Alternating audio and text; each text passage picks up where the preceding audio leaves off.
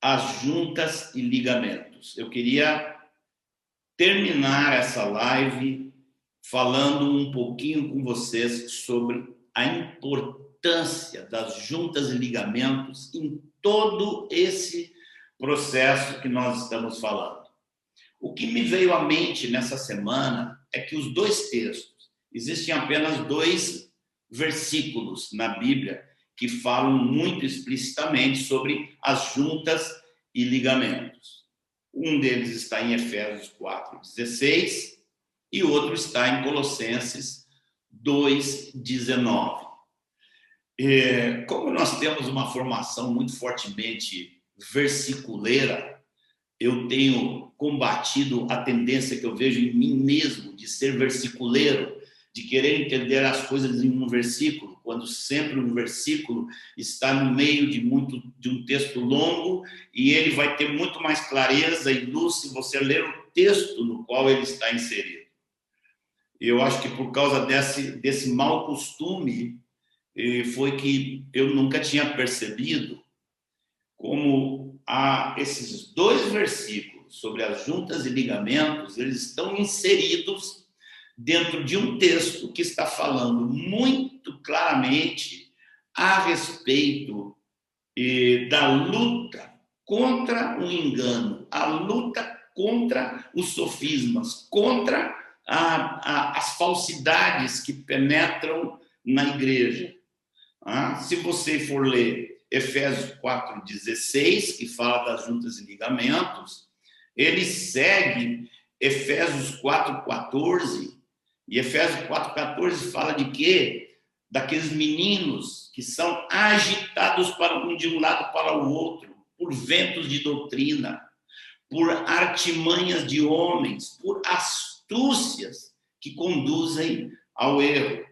Então, o apóstolo está defendendo um ministério didático, no versículo 11, que leva a igreja a um entendimento e uma operação, que leva a igreja a uma maturidade em Cristo, onde a igreja é liberta de vento de doutrinas, artimanhas dos homens e astúcia que conduzem ao erro. E esse texto culmina com as juntas e ligamentos.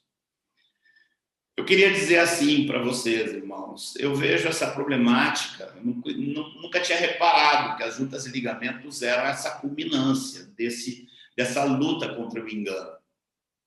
Mas eu já tinha reparado uma grande atuação maligna dentro das relações humanas desde o tempo do Orkut.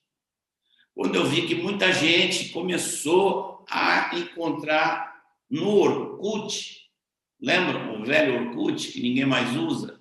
Mas muita gente começou a encontrar no Orkut uma forma de relacionamento com outros. Eu quero dizer muito claramente para vocês, as redes sociais devem ser usadas porque podem ser instrumentos. Mas se você usa redes sociais como meio de relacionamento, eu quero dizer para você que as redes sociais são um substituto satânico para as relações humanas.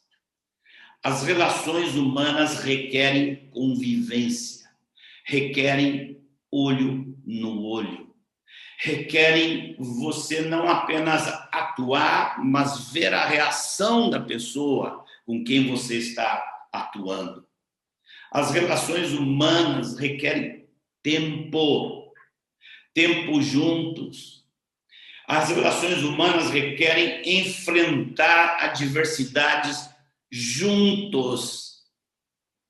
Isso não se faz com uma mensagenzinha de 2 linhas, com um coraçãozinho. Eu quase fico com raiva desses coraçõezinhos. Lá vai um coraçãozinho.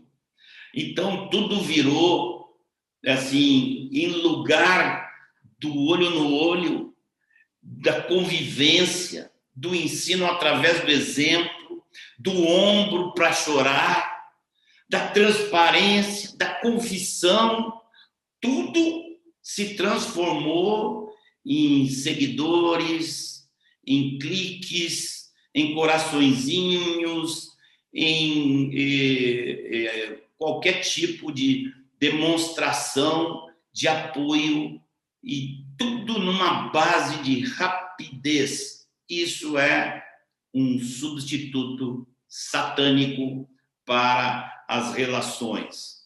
Vou dizer um pouquinho mais aqui ainda.